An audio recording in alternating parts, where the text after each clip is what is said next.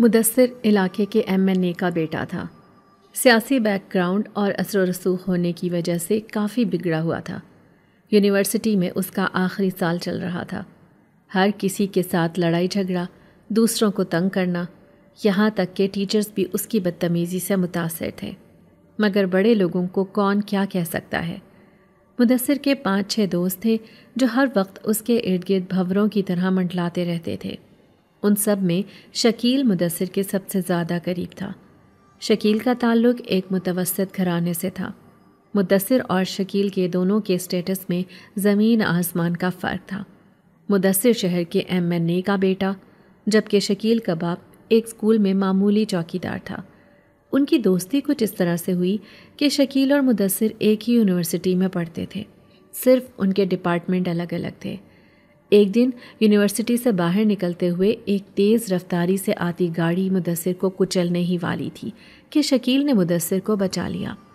اس دن کے بعد شکیل مدثر کا محسن بن گیا۔ مدثر اس کا شکریہ ادا کرنے کے لیے خاص طور پر اس کے گھر آیا۔ یوں مدثر اور شکیل کی دوستی ہو گئی۔ شکیل کے باپ نے کئی بار دبے لفظوں میں شکیل کو سمجھایا کہ بیٹا دوستی اور رشتہ داری اپنے جیسوں میں ہی اچھی لگتی ہے، مگر مدثر شکیل پر دل و جان سے اتنا مہربان تھا کہ شکیل اس کی دوستی سے پیچھے نہیں ہٹا۔ اس رات بھی مدثر مغرب کے بعد شکیل سے ملنے اس کے محلے میں آیا۔ دونوں چائے کے ڈھابے پر چائے پینے بیٹھ گئے۔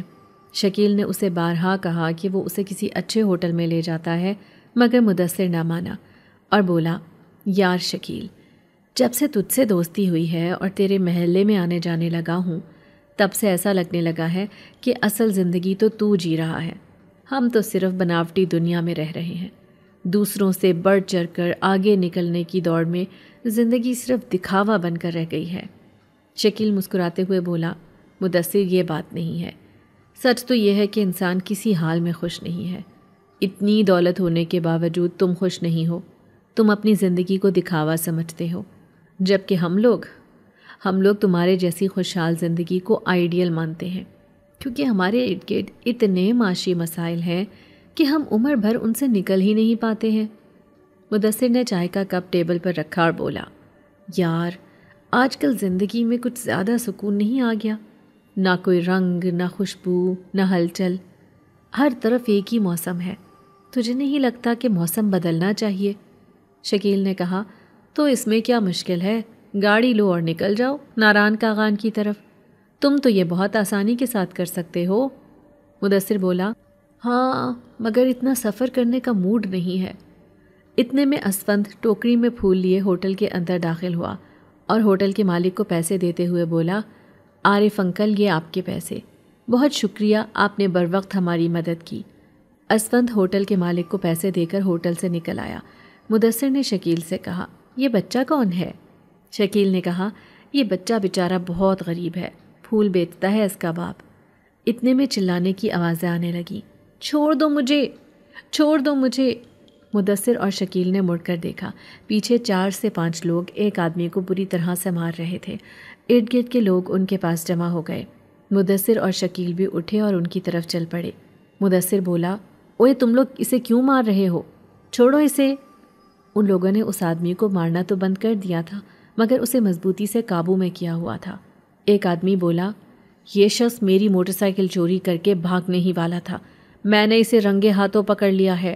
دوسرا بولا، بالکل، پچھلے کچھ دنوں سے موٹر سائیکل چوری کرنے کی واردات بہت بڑھ گئی ہیں، ہو سکتا ہے ہر واردات کے پیچھے اسی کا ہاتھ ہو۔ چور دونوں ہاتھ اٹھا کر معافی مانگتے ہوئے بولا، مجھے معاف کر دو، میں آئندہ اس علاقے میں تو کیا اس شہر میں بھی نظر نہیں آؤں گا۔ مدثر نے کہا، یہ بات ہے تو اسے پولیس کے حوالے کریں، آپ لوگ خود کو کیوں تھکا رہے ہیں؟ یہ سنتے ہی چور مدثر کے پیروں میں گر گیا اور گڑ گڑا کر معافی مانگنے لگا، مگر مدثر نے پولیس کو فون کر دیا تھا۔ تھوڑی ہی دیر میں پولیس بھی وہاں پہنچ گئی۔ کیونکہ مدثر ایک MNA کا بیٹا تھا، لہٰذا پولیس والے اس سے انتہائی گرم جوشی سے ملے اور پھر چور کو پکڑ کر لے گئے۔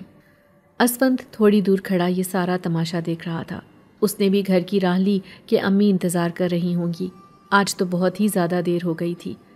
اس کا گھر یہیں مارکیٹ میں تھا، زیادہ دور نہیں تھا، سو وہ جلد ہی گھر پہنچ گیا۔ دروازہ کھلا تھا، اسفند گھر کے اندر چلا آیا۔ اماں انتہائی بے چینی کے عالم میں صحن میں ٹہل رہی تھی۔ اسفند کو دیکھتے ہی وہ اس کی طرف لپکی اور بولی، اسفند تم کہاں رہ گئے تھے؟ معلوم ہے میں کتنی پریشان تھی۔ اس نے ماں کو سلام کیا اور بولا، امی پریشان ہونے کی کوئی ضرورت نہیں، میں یہیں تھا، بس باہر ایک ہنگامہ ہو گیا تھا، وہی دیکھ رہا تھا۔ اس نے پھولوں کی ٹوکری ماں کو پکڑائی اور خود منہ ہاتھ دھونے میں مصروف ہو گیا۔ ماں نے پوچھا، کیسا ہنگامہ؟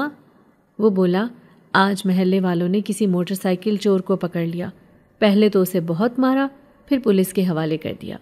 ماں نے کہا، اوہ ویسے اچھا ہوا یہ تو بہت، چلو تم ہاتھ منہ دھو کر کمرے میں آ جاؤ، میں تمہارے لیے کھانا نکالتی ہوں۔ ماں کچن میں چلی آئی۔ اسفند نے منہ ہاتھ دھویا اور کمرے میں آتے ہی بستر پر دراز ہو گیا۔ میرا بیٹا بہت تھک گیا ہے نا؟ ماں ٹرے میں کھانا رکھے کمرے میں آئی اور بستر پر ہی بیٹھ گئی۔ اسفند بھی اٹھ کر بیٹھ گیا۔ وہ دونوں کھانا کھانے لگے۔ ماں نے کہا، بیٹا جلدی گھر آ جایا کرو، اندھیرا ہونے سے پہلے پہلے آ جایا کرو، مجھے تمہاری بہت فکر ہوتی ہے۔ وہ بولا، امی آپ فکر نہ کیا کریں، آپ خود ہی تو کہتی ہیں کہ یہ مشکل وقت بھی گزر جائے گا۔ ماں نے کہا، وہ تو ہے۔ کھانے کے بعد ماں گھر کے بقیہ کاموں میں مصروف ہو گئی اور اسفند بستر پر لیٹ گیا۔ یہ میری کہانی ہے۔ میرا نام روبی ہے اور اسفند میرا بیٹا ہے۔ اس کی عمر 10 سال ہے۔ میرے شوہر شمالی علاقہ جات میں کام کر رہے تھے۔ 1 سال پہلے اچانک وہ کہیں لاپتہ ہو گئے۔ کچھ پتہ نہیں چلا کہ کہاں گئے۔ سب نے انہیں بہت تلاش کیا۔ اس علاقے کی پولیس میں بھی ان کی گمشدگی کی رپورٹ درج کرائی گئی، مگر 1 سال گزرنے کے بعد بھی اب تک ان کا کچھ پتہ نہیں چل سکا۔ میرا بیٹا اسفند 5ویں جماعت میں پڑھتا ہے۔ صبح اسکول جاتا ہے، اسکول سے واپس آ کر 1 گھنٹہ آرام کرتا ہے، پھر کام پر چلا جاتا ہے۔ گلی گلی پھر کر پھول بیچتا ہے اور مغرب سے کچھ دیر پہلے واپس آ جاتا ہے۔ کھانا کھا کر ہوم ورک کرتا ہے، اس کے بعد نماز پڑھ کر سو جاتا ہے۔ میں محلے والوں کے کپڑے سلائی کرتی ہوں۔ اسی طرح ہمارا گزر بسر ہو رہا تھا۔ 1 سال گزرنے کے بعد بھی میرے شوہر کو کھو دینے کا غم کم نہیں ہوا تھا۔ ان کے غم میں ہماری مسکراہٹیں ختم ہو چکی تھیں۔ میرا بیٹا بہت کوشش کرتا تھا کہ مجھے خوش رکھ سکے، لیکن وہ تو خود بچہ تھا۔ میں نے بہت مشکل سے خود کو سنبھالا تھا۔ میرے شوہر کے لاپتہ ہونے کے بعد رشتہ دار کب تک ہمارا بوجھ اٹھاتے؟ شکر ہے کہ 2 کمروں پر مشتمل یہ چھوٹا سا گھر ہمارا اپنا تھا۔ میں نے سلائی شروع کر دی اور بیٹے نے میرا ہاتھ بٹانے کے لیے اسکول کے بعد پھول بیچنے شروع کر دیے۔ یوں اللہ کے کرم سے ہم اپنا بوجھ خود اٹھانے کے قابل ہو گئے۔ ویسے تو میرے سسر نے کہا تھا کہ ہم یہ گھر چھوڑ دیں اور ان کے گھر شفٹ ہو جائیں، مگر میں اپنا گھر چھوڑنا نہیں چاہتی تھی اور سسرال بھی قریب ہی تھا، اسی لیے بھی میرے سسر نے مجھے زیادہ مجبور نہیں کیا۔ وہ دن میں 1 بار چکر ضرور لگاتے تھے، اور بھی رشتہ دار آتے جاتے رہتے تھے، کیونکہ اس محلے میں تقریباً سبھی ہمارے رشتہ دار تھے۔ لہٰذا میں نے اپنے سسر سے یہی کہا کہ فکر کی کوئی بات نہیں ہے، مگر میرے شوہر کے واپس نہ آنے کی وجہ سے میرا حوصلہ دن بدن ختم ہوتا جا رہا تھا۔ ہمارا ایک ہی بیٹا تھا۔ ہمارے خاندان میں سبھی متوسط طبقے سے تعلق رکھتے تھے، صرف میرے بڑے جیٹھ ہی بہت زیادہ خوشحال تھے۔ ان کا اپنا کاروبار تھا اور اللہ نے انہیں بہت برکت دی تھی۔ میں ہمیشہ اپنے بیٹے کو ایک ہی بات سمجھاتی تھی کہ بیٹا مشکل وقت گزر جاتا ہے، مگر جو لوگ مشکل میں صبر کرتے ہیں اور خودداری سے اپنے وسائل میں گزارا کرتے ہیں، ان کے سر کبھی کسی کے آگے جھکتے نہیں ہیں۔ ہم بھی خودداری سے اپنا وقت گزار رہے تھے، اس دعا کے ساتھ کہ میرے شوہر جلد گھر آ جائیں اور ہماری مشکلوں کے دن ختم ہو جائیں۔ اسفند بیٹا، یہ تمہارا لنچ ہے۔ میں نے لنچ باکس اپنے بیٹے کو پکڑایا۔ اس نے لنچ باکس لیا اور اسکول کے لیے نکل پڑا۔ میں نے گھر کی صفائی کی، برتن دھوئے، سبزی لینے کے لیے ٹوکری اٹھائی، گھر کو تالا لگایا اور سبزی لینے کے لیے مارکیٹ کی طرف چل پڑی۔ کبھی کبھی میرا دل کرتا ہے کہ میں خود اپنے شوہر کو ڈھونڈنے شمالی علاقہ جات چلی جاؤں، مگر نہیں کر سکتی۔ میرے سسر 3 بار بیٹے کے لیے وہاں جا چکے ہیں، وہاں کی پولیس سے بھی مل چکے ہیں، مگر ہر بار پولیس یہی کہتی ہے کہ ہم اپنی پوری کوشش کر رہے ہیں۔ میرے شوہر کا نام منیب ہے۔ میرے شوہر کی پراسرار گمشدگی ہم سب کے لیے نہایت پریشان کن تھی۔ مارکیٹ آ گئی تھی، میں نے سبزی لی، کچھ اور ضروری سامان خریدا اور پیدل ہی گھر کی طرف چل پڑی۔ اچانک 1-2 آدمی سامنے سے بھاگتے ہوئے آئے اور پیچھے سے ایک شخص مجھ سے ٹکرایا اور پھر آگے چلا گیا۔ آگے جا کر تینوں آدمی ایک دوسرے کے ساتھ گتھم گتھا ہو گئے۔ چند اور لوگ انہیں چھڑانے کے لیے آ گئے۔ ایک شخص نے مجھ سے ٹکرانے والے کو گریبان سے پکڑ لیا اور ایک زناٹے دار تھپڑ اسے مارتے ہوئے بولا، اندھا ہے، شرم نہیں آتی، رات چلتی عورتوں کو دھکے دے رہا ہے۔ میں وہیں ساکت کھڑی ہکا بکا یہ سب دیکھ رہی تھی۔ دوسرا شخص بولا، اوئے بس کر، چھوڑ دے، غلطی ہو گئی۔ ارد گرد کے لوگوں نے بیچ بچاؤ کرایا اور سارے مرد ایک دوسرے کو دھمکیاں دیتے مختلف سمتوں میں چلے گئے۔ وہی شخص جس نے مجھے دھکا دینے والے شخص کو تھپڑ مارا تھا میرے قریب آیا اور بولا، میرا نام مدثر ہے، معافی چاہتا ہوں آپ کو تکلیف اٹھانا پڑی۔ میں کچھ نہ بولی اور گھر کی طرف چل پڑی۔ اسے پہلے تو کبھی نہیں دیکھا تھا، وہ ہمارے محلے کا بھی نہیں لگ رہا تھا۔ چلتے چلتے میں اپنے گھر پہنچ گئی۔ میں نے تالا کھولا اور اچانک میری نظر گلی کی طرف گئی۔ میں نے دیکھا کہ گلی کے سامنے ایک گاڑی کھڑی تھی۔ گاڑی کا شیشہ تھوڑا سا نیچے تھا۔ گاڑی کے اندر بیٹھا شخص مجھے ہی دیکھ رہا تھا۔ چونکہ وہ دور تھا اور گاڑی کا دروازہ بہت تھوڑا سا کھلا ہوا تھا، اسی لیے میں نے اسے پہچانا نہیں۔ میں نے جلدی سے دروازہ کھولا اور گھر کے اندر چلی آئی اور دروازہ اندر سے بند کر دیا۔ مجھے اس اجنبی سے خوف آنے لگا تھا، نہ جانے کون تھا وہ۔ معاشرے سے انصاف کا ختم ہو جانا ہی قیامت کی نشانی ہے۔ آج کل جو مظلوم ہوتا ہے وہی ڈرتا رہتا ہے کہ بغیر کسی قصور کے سارا مدعا اسی پر نہ ڈال دیا جائے۔ اسی لیے شریف آدمی خود کیچڑ سے بچ کر چلتا ہے۔ اسفند پھولوں کی ٹوکری لیے گلی گلی پھول بیچ رہا تھا۔ اس کے پھول ختم ہوئے تو وہ گھر کی طرف چل پڑا۔ راستے میں سڑک کنارے بیری کا ایک درخت لگا نظر آیا۔ درخت پر بہت سارے بیر لگے ہوئے تھے۔ اسفند کو بیر بہت پسند تھے۔ اس نے درخت کی ایک بڑی ٹہنی کو پکڑا اور اسے زور زور سے ہلانے لگا۔ کافی سارے پکے ہوئے بیر درخت سے نیچے گر پڑے۔ اسفند نے بیر جمع کیے اور وہیں درخت کے نیچے بیٹھ کر بیر کھانے لگا۔ اچانک ایک بہت خوبصورت عورت اسفند کے سامنے کھڑی نظر آئی۔ اسفند اچانک اسے دیکھ کر گھبرا گیا اور کھڑا ہو گیا۔ عورت بولی، گھبراؤ نہیں، تم بہت پیارے بچے ہو اور رحم دل بھی ہو، مجھے تمہاری مدد کی ضرورت ہے۔ اسفند نے حیرت سے کہا، مدد؟ کیسی مدد؟ عورت بولی، مجھے کسی نے یہاں قید کر رکھا ہے۔ اسفند نے کہا، یہاں تو آپ کے علاوہ کوئی نہیں ہے۔ عورت بولی، مجھے قید کرنے والا ابھی یہاں نہیں ہے، اسی لیے میں تم سے بات کر رہی ہوں۔ میں تمہیں روز یہاں سے گزرتے ہوئے دیکھتی ہوں۔ مجھے یہاں قید کرنے والے نے ہر وقت میرے اوپر نظر رکھی ہوتی ہے، میری مدد کرو۔ اسفند نے کہا، میں کیسے آپ کی مدد کر سکتا ہوں؟ عورت نے اسی وقت اپنی انگلی سے ایک انگوٹھی نکالی اور اسفند کو دیتے ہوئے بولی، یہ میری انگوٹھی رکھ لو، یہ کسی تک پہنچانی ہے تم نے۔ اگر تم میری انگوٹھی اس تک پہنچا دو تو انہیں خود بخود پتہ چل جائے گا کہ میں کہاں ہوں۔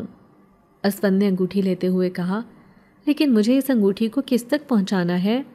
عورت نے کہا، تم آج رات جب اپنے کمرے میں سونے لگو گے تب یہ انگوٹھی تم اپنی انگلی میں پہن لینا اور یہ سوچ کر اپنی آنکھیں بند کر لینا کہ تم اس جگہ جانا چاہتے ہو جہاں یہ انگوٹھی پہنچانی ہے۔ تمہیں خود بخود اس جگہ کے بارے میں پتہ چل جائے گا، لیکن مجھ سے ایک وعدہ کرو، تم کسی کو یہ بات نہیں بتاؤ گے، اس راز کو راز رکھو گے۔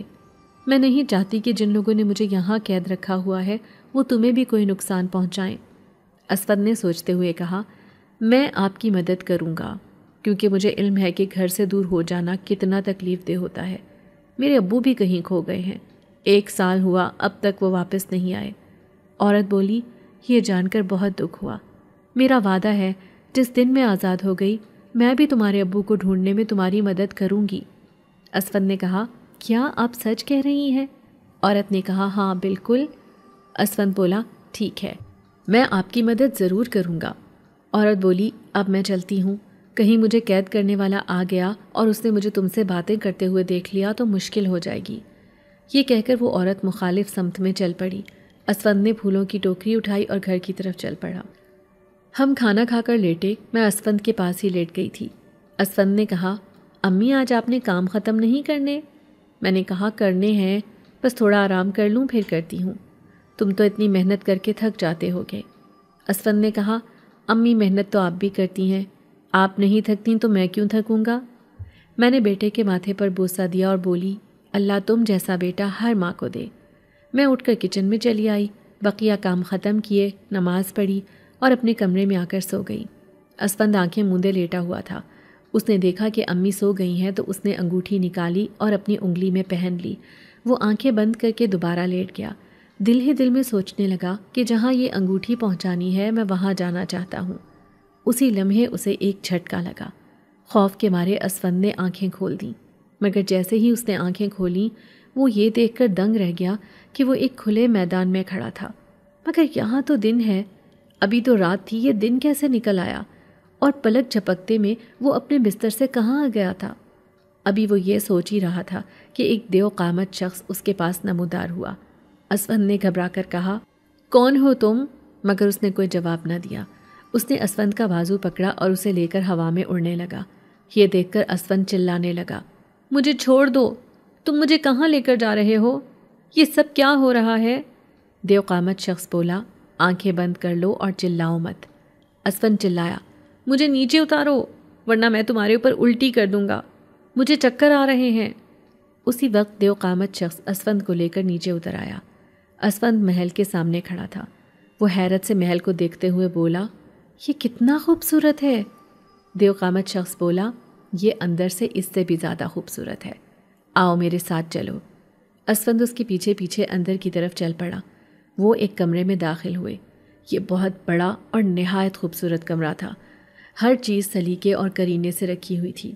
کمرے میں ایک بہت خوبصورت شاندار کرسی رکھی تھی اور کرسی پر ایک شخص بیٹھا ہوا تھا۔ اسفند کو یہاں لانے والے شخص نے جھک کر اسے سلام کیا۔ کرسی پر بیٹھے شخص نے اسے کہا، تم جاؤ۔ وہ باادب ہو کر کمرے سے نکل گیا۔ اس کے جانے کے بعد وہ شخص اسفند سے مخاطب ہوا اور بولا، تھوڑا اور قریب آ جاؤ۔ انسان ہو، یہاں کیسے آئے؟ اسفند اس کی بات سن کر بہت حیران ہوا۔ اس نے کہا، مجھے یہاں کسی نے پیغام دے کر بھیجا ہے، لیکن انسان سے آپ کی کیا مراد ہے؟ کیا آپ انسان نہیں ہیں؟ یہ سن کر وہ شخص مسکرا دیا اور بولا، کس کا پیغام لائے ہو؟ اسفند نے جیب سے انگوٹھی نکالی اور اسے دیتے ہوئے ساری کہانی سنا ڈالی۔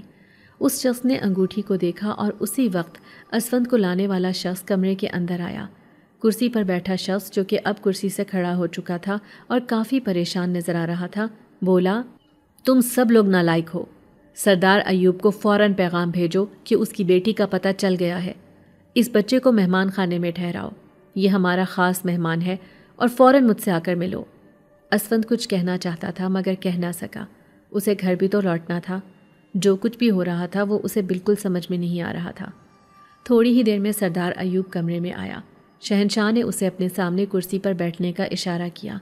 شہنشاہ انگوٹھی سردار ایوب کو دیتے ہوئے بولا، یہ انگوٹھی آپ کی بیٹی کی ہے، کیا یہ درست ہے؟ سردار بولا، جی بالکل شہنشاہ، یہ میری بیٹی کی انگوٹھی ہے، مگر آپ کو کہاں سے ملی؟ شہنشاہ نے کہا، انسانوں کی دنیا سے ایک لڑکا یہ انگوٹھی لے کر آیا ہے۔ آپ کی بیٹی کو آپ کے دشمن نے بیری کے پیڑ میں قید کر رکھا ہے۔ ہم اسے یہاں ڈھونڈتے رہے اور وہ انسانوں کی دنیا میں ہے۔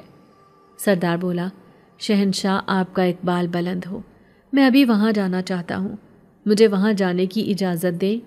شہنشاہ نے کہا، کچھ طاقتور جن سپاہی اپنے ساتھ لے کر جائیں، کیونکہ وہ اتنی آسانی سے آپ کی بیٹی کو رہا نہیں کرے گا، بلکہ اسے گرفتار کرنا پڑے گا۔ سردار ایوب اپنی کرسی سے اٹھ کھڑا ہوا۔ اس نے شہنشاہ کے ہاتھ چوم لیے اور بولا، جیسا آپ کہیں گے ویسا کروں گا، بس مجھے اب جانے کی اجازت دیں۔ شہنشاہ نے دیوقامت جن، جو وہیں ہاتھ باندھے کھڑا تھا، اس سے کہا، جاؤ، جلدی سے جانے کا انتظام کرو۔ وہ ادب سے سر جھکائے کمرے سے نکل گیا۔ شہنشاہ نے سردار سے کہا، آپ جائیں، میں آپ کی واپسی کا منتظر ہوں۔ سردار نے شہنشاہ کا شکریہ ادا کیا اور کمرے سے نکل گیا۔ اسفند مہمان خانے کے آرام دہ بستر پر لیٹا گھر کے بارے میں ہی سوچ رہا تھا۔ اتنے میں شہنشاہ کمرے میں داخل ہوا۔ شہنشاہ کو دیکھتے ہی اسفند بستر سے اٹھ کر کھڑا ہو گیا اور بولا، مجھے یہاں کیوں روکا ہوا ہے؟ مجھے گھر جانا ہے۔ شہنشاہ نے کہا، تمہیں جلد گھر بھجوا دیں گے، پریشان ہونے کی ضرورت نہیں۔ اسفند نے کہا، یہ کون سی جگہ ہے؟ شہنشاہ نے کہا، یہ کوہ کاف ہے، یہاں جنات رہتے ہیں، تم اس وقت جنات کے درمیان ہو۔ یہ سنتے ہی اسفند گھبرا گیا اور بولا، یہ آپ کیا کہہ رہے ہیں؟ مجھے گھر جانا ہے، میری امی میرا انتظار کر رہی ہوں گی۔ شہنشاہ نے کہا، گھبراؤ نہیں، تمہیں کوئی کچھ نہیں کہے گا، تم آرام کرو۔ یہ کہہ کر شہنشاہ کمرے سے باہر نکل گیا۔ جنات کا سن کر اسفند تو بہت زیادہ ڈر گیا تھا، لہٰذا وہ ڈر کے مارے کچھ بھی نہ بولا اور خاموشی سے بستر پر بیٹھ گیا۔ کافی دیر انتظار کے بعد وہی جن جو اسفند کو یہاں لایا تھا مہمان خانے میں داخل ہوا۔ اسے دیکھتے ہی اسفند بولا، کیا ہم گھر جا رہے ہیں؟ مگر وہ خاموشی سے اسفند کو لے کر شہنشاہ کے کمرے میں آ گیا۔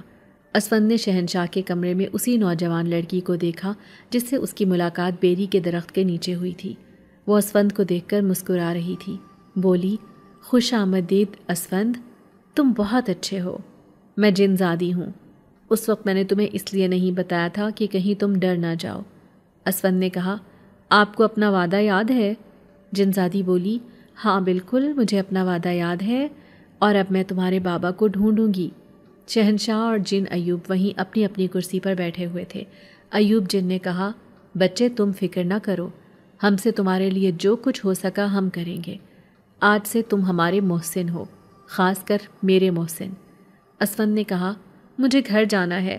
ایوب جن نے کہا، ہمارا جن ابھی تمہیں چھوڑ آئے گا گھر، لیکن یاد رکھو تم نے اس سارے واقعے کے بارے میں کسی سے کوئی بات نہیں کرنی ہے۔ اسفند نے کہا، ٹھیک ہے، میں نہیں کروں گا۔ شہنشاہ نے قریب کھڑے اسی جن کو اشارہ کیا اور وہ اسفند کو لے کر وہاں سے غائب ہو گیا۔ میں حسب معمول صبح سویرے نماز کے لیے اٹھی۔ اس کے بعد ناشتہ تیار کیا۔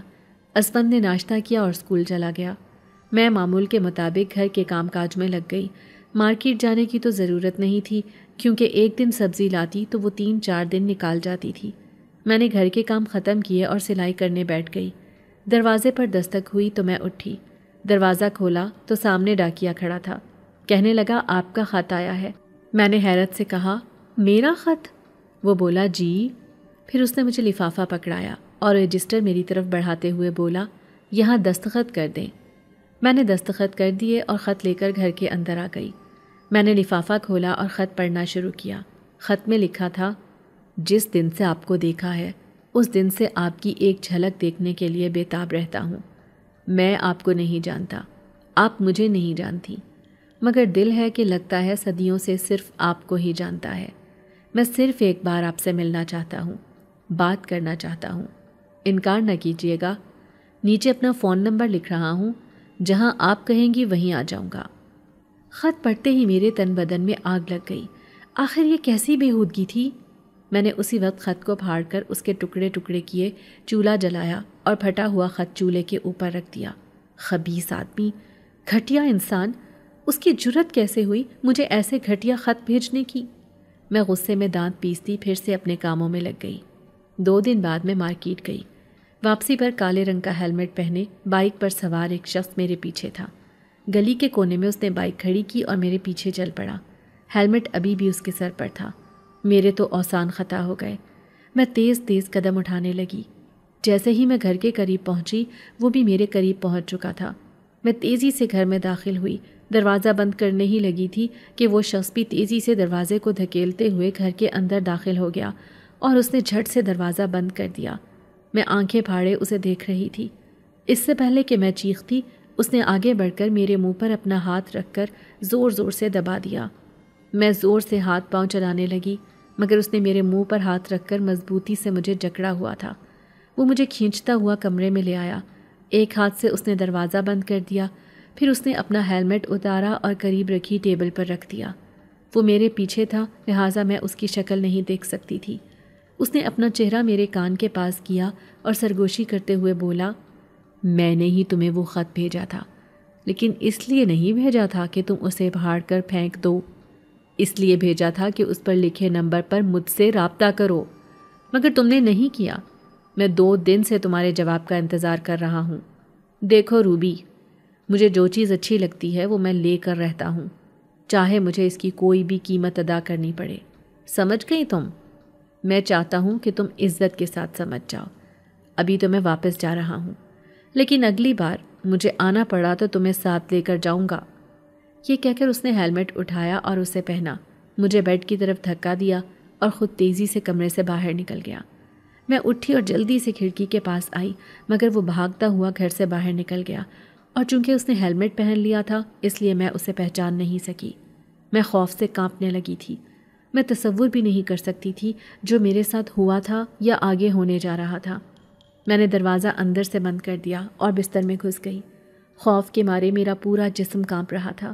یہ بات ہی کچھ ایسی تھی جو میں کسی سے کہہ بھی نہیں سکتی تھی، کیونکہ ہمارے معاشرے میں جب بھی اس طرح کے مسائل کا سامنا کسی عورت کو ہوتا ہے تو فوراً عورت کو ہی قصوروار ٹھہرا دیا جاتا ہے کہ ضرور اسی کا قصور ہوگا، اس نے جرأت دی تبھی کوئی آدمی اس کے پیچھے آیا ہے، ایسے تو کوئی کسی کے پیچھے نہیں جاتا۔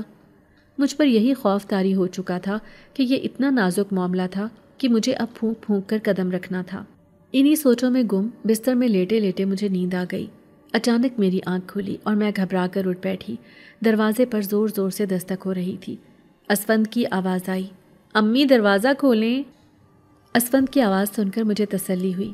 میں اٹھی، کمرے کا دروازہ کھولا اور میں نے اپنے بیٹے کو گلے سے لگا لیا۔ وہ بولا، امی خیریت ہے؟ کیا ہوا ہے؟ آپ بہت پریشان ہیں؟ باہر کا دروازہ بھی کھلا ہوا تھا اور کمرے کا دروازہ آپ نے بند کر رکھا ہے، یہ کیا بات ہوئی؟ میری آنکھوں سے آنسو گرنے لگے۔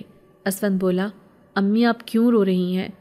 میں نے اپنے آنسو پونچھے اور بولی، کچھ نہیں، بس تمہارے ابو کی یاد آ گئی تھی، نہ جانے وہ کب آئیں گے۔ میں نے اب گھر سے نکلنا بھی بند کر دیا تھا۔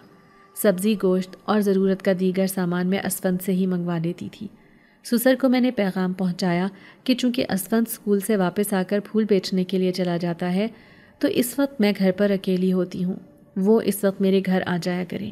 میرے سسر نے وجہ پوچھی مگر میں نے انہیں یہی کہا کہ اکیلی ہوتی ہوں، ایسے میں بزرگوں کو ساتھ ہونا چاہیے، میرا دل گھبرانے لگتا ہے۔ ویسے بھی میرے سسر سرکاری ملازمت کے بعد ریٹائرمنٹ کی زندگی گزار رہے تھے۔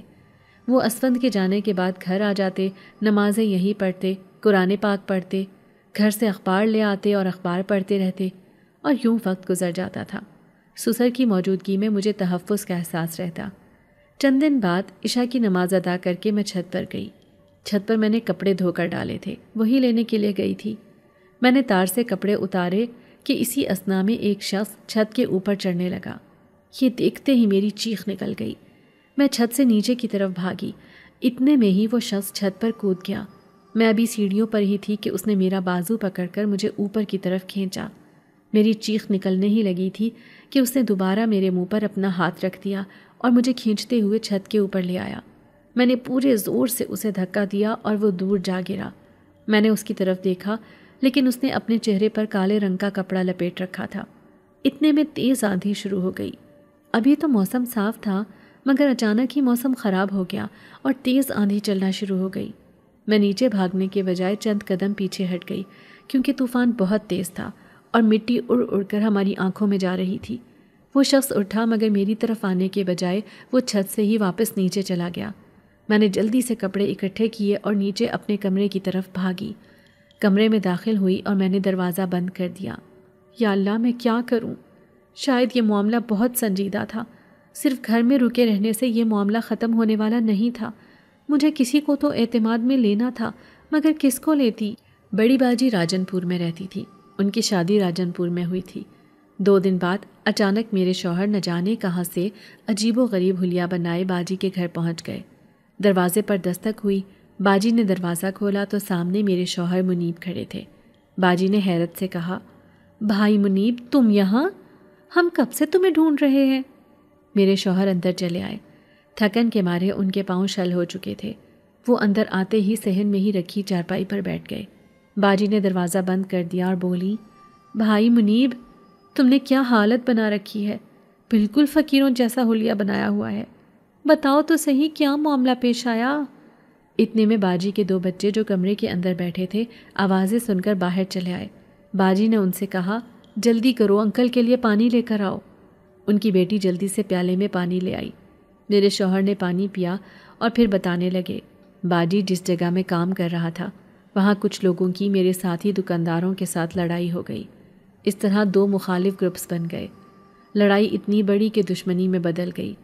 مخالف گروپ اپنی بات منوانے کے لیے میرے ساتھی دکاندار کو اغوا کرنے کے لیے آ گیا مگر غلط فہمی میں وہ مجھے اغوا کر کے لے گیا۔ جب میرے ساتھی دکاندار کو معاملے کا علم ہوا تو ان کا اثر و رسوخ زیادہ تھا، پولیس انہیں ڈھونڈنے لگی۔ اب ان کے لیے پریشانی بن گئی، نہ وہ مجھے چھوڑ سکتے تھے نہ مار سکتے تھے۔ ایک دن پولیس کو ان کے ٹھکانے کا علم ہو گیا۔ وہ مجھے چھوڑ تو نہیں سکتے تھے، اس جگہ کو چھوڑ کر بھاگ گئے اور ساتھ مجھے بھی لے گئے۔ چونکہ انہوں نے مخالف گروپ کے ایک بندے کو قتل بھی کر دیا تھا، لہٰذا پولیس سے بھاگنا ان کی مجبوری بن گیا تھا۔ تقریباً 8 مہینے تک وہ اپنے ٹھکانے کو بدلتے رہے اور مجھے بھی اپنے ساتھ لے لے کر گھومتے رہے۔ ان دنوں ہم بارڈر کے قریب تھے اور وہ افغانستان جانے کی پوری تیاری کر چکے تھے۔ آخر ایک دن انہوں نے مجھے ایک نامعلوم جگہ پر پہنچایا اور چھوڑ دیا۔ ویسے تو وہ ساری جگہ ہی میرے لیے نامعلوم تھی، مجھے تو کوئی خبر ہی نہیں تھی کہ میں کہاں ہوں، نہ جانے کبھی میں گھر پہنچ بھی پاؤں گا یا نہیں۔ اور وہ علاقہ اتنا ویران تھا کہ وہاں تو دور دور تک کوئی آبادی ہی نہیں تھی۔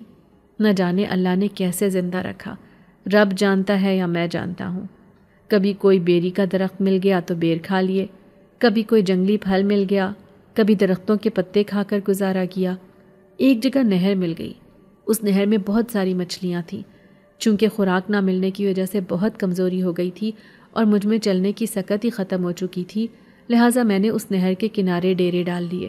کئی دن میں وہیں رکا رہا اور صحت بحال ہونے تک نہر سے مچھلیاں پکڑ کر وہیں انہیں آگ پر بھون بھون کر کھاتا رہا ہوں۔ چند دن پہلے میں اسی طرح ایک جنگل سے گزر رہا تھا کہ ایک آدمی میرے پاس آیا۔ میں نے اللہ کا شکر بھی ادا کیا کہ کوئی انسان تو نظر آیا۔ اس آدمی نے کہا کہ میں تمہیں یہاں سے نکلنے کا راستہ بتا سکتا ہوں۔ میرے لیے یہ بات بہت اچنبھے کی تھی کہ اسے کیسے علم ہوا کہ میں راستہ ڈھونڈنے کے لیے در بدر بھٹک رہا ہوں۔ خیر میں اس کے ساتھ ہو لیا۔ حیرت کی بات تو یہ تھی کہ جب تک وہ میرے ساتھ رہا اس نے مجھ سے کوئی بات نہ کی، بس خاموشی سے مجھے راستہ دکھاتا رہا۔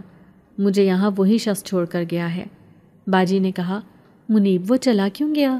اسے روکنا تھا، وہ تو ہمارا محسن ہے، تم نے اسے روکا کیوں نہیں؟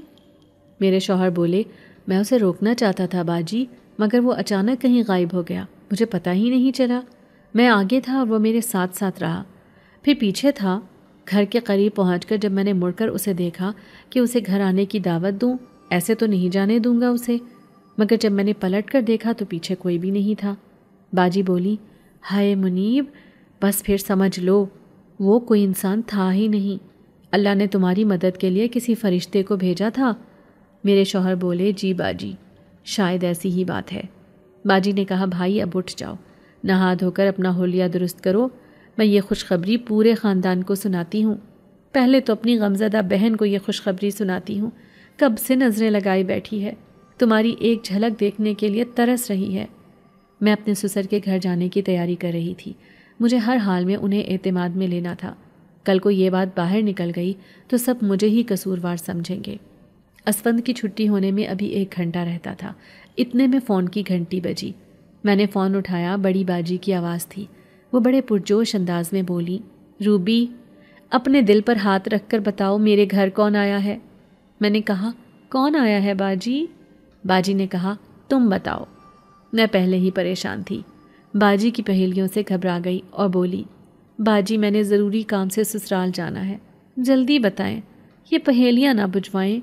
باجی نے کہا، خیر ہو روبی، پریشان لگ رہی ہو؟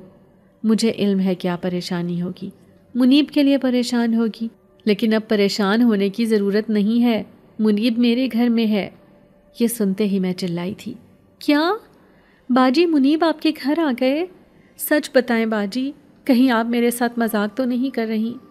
باجی پلیز ایسا مذاق نہ کرنا، میرا دل پہلے ہی بہت کمزور ہے، میں کسی ایسے مذاق کو سہنے کی ہمت نہیں رکھتی۔ باجی نے کہا، صبر کرو، حوصلہ کرو، آج اچانک منیب بیچارہ دھکے کھاتا گھر پہنچ گیا ہے، اللہ نے تیری سن لی۔ میں نے کہا، باجی کہاں ہے منیب، میری بات کروائیں ان سے۔ وہ کہنے لگی، ابھی نائی کے پاس گیا ہے، اللہ کا شکر ہے اس نے میری بہن کے سہاگ کو سلامت رکھا۔ ارے مجھے تو آج بھی وہ دن یاد ہے جب منیب نے تیرے لیے رشتہ بھیجا تھا اور پورے خاندان کے سامنے ڈٹ کر کھڑا ہو گیا تھا کہ شادی کروں گا تو روبی کے ساتھ۔ باجی روانی میں بولتی جا رہی تھی اور کہاں سے کہاں نکل گئی تھی۔ میں نے کہا، باجی باجی یہیں رک جائیں، پہلے مجھے یہ بتائیں کہ منیب خیریت سے تو ہے نا، اور اتنے دن وہ کہاں تھے؟ باجی نے کہا، بھئی وہ خود تجھے سب بتا دے گا، بس اسے نہا دھو کر ذرا کھانا کھا لینے دے بیچارے کو، فقیروں جیسی حالت بنی ہوئی ہے اس کی، جب تیرے پاس آئے گا نا تو ساری کہانی سنا دے گا تجھے۔ بس اب تو منیب کی فکر چھوڑ دے، ساری فکریں، ساری پریشانیاں تیری ختم ہو گئی ہیں۔ ہاں چل میں دوبارہ فون کرتی ہوں۔ یہ کہہ کر باجی نے فون بند کر دیا اور میں وہیں پر حق تک کھڑی رہ گئی۔ مجھے تو اپنے کانوں پر یقین ہی نہیں آ رہا تھا۔ میں نے فوراً اپنے سسر کو فون کیا اور انہیں یہ خوشخبری سنائی۔ وہ خود بھی خوشی سے نہال ہو گئے، کہنے لگے، فون بند کرو، میں خود راجن پور فون کرتا ہوں۔ تھوڑی دیر بعد سسر نے بھی باجی سے تصدیق کر کے بتایا کہ ہاں ایسا ہی ہے، منیب گھر واپس آ چکا ہے اور وہ خیریت سے ہے۔ بس پھر کیا تھا، پورے خاندان میں ہر گھر میں فون بجنے لگے، کوئی ایک کو بتا رہا تھا اور وہ دوسرے کو، اور میرا بس نہیں چل رہا تھا کہ میں اڑ کر راجن پور پہنچ جاؤں۔ آخر میں نے فیصلہ کر لیا، جیسے ہی اسفند اسکول سے واپس لوٹتا ہے میں اسے لے کر پہلی گاڑی میں بیٹھ جاؤں گی اور راجن پور پہنچ جاؤں گی۔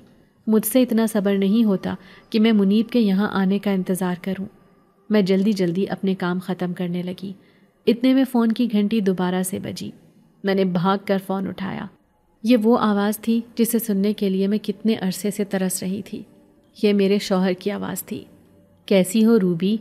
میں خیریت سے گھر پہنچ گیا ہوں، تم بالکل فکر مت کرنا، کل یہاں سے نکلوں گا اور تمہارے پاس پہنچ جاؤں گا۔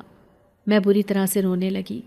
وہ بولے مت رو روبی، اب میں آ گیا ہوں، تمہارے رونے کے دن ختم ہوئے۔ میں نے روتے ہوئے کہا میں ایک دن بھی مزید انتظار نہیں کر سکتی، میں آپ کو فوراً دیکھنا چاہتی ہوں۔ اتنے دن میں نے آپ کو دیکھے بغیر گزارے ہیں، آپ نہیں جانتے کہ میرا ایک ایک پل کیسے گزرا ہے۔ میں چاہتی ہوں اسفند اسکول سے آ جائے تو میں اسے لے کر فوراً پہلی گاڑی سے راجن پور پہنچوں۔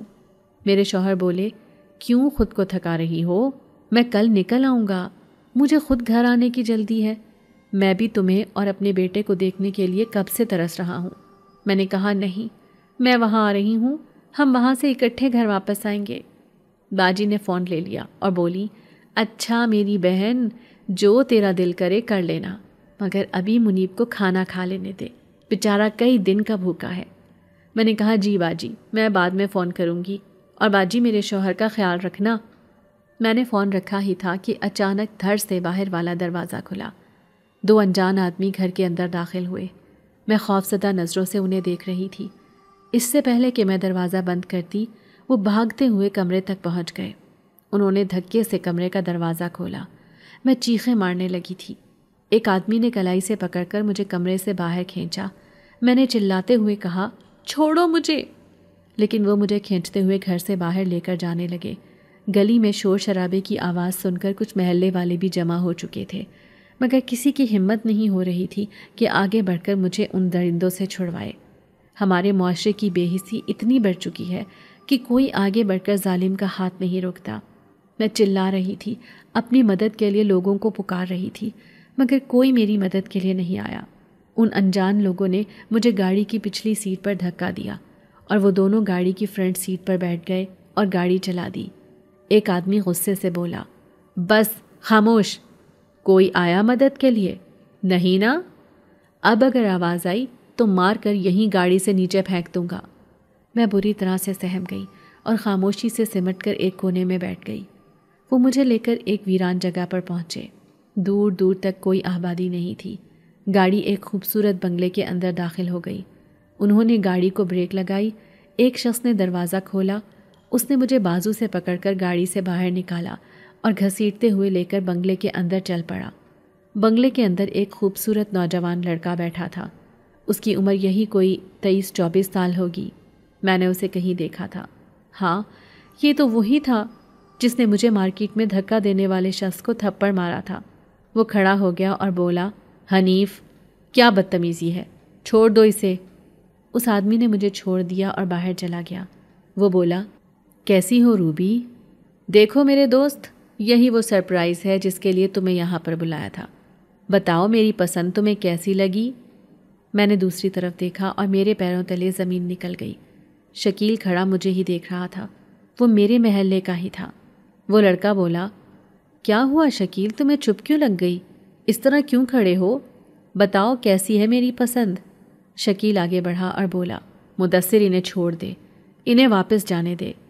مدثر چلایا تیرا کیا دماغ خراب ہو گیا ہے؟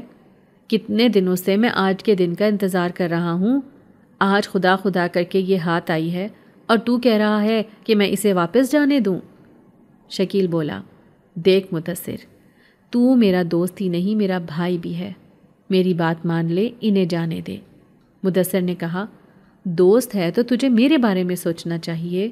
میں روبی سے شادی کے لیے تیار ہوں، میں اس سے شادی کرنا چاہتا ہوں اور میں نے تجھے اس لیے بلایا تھا کہ تو اسے سمجھائے گا، مگر تو مجھے سمجھانے لگ گیا۔ شکیل مدثر کے قریب آ کر کھڑا ہو گیا۔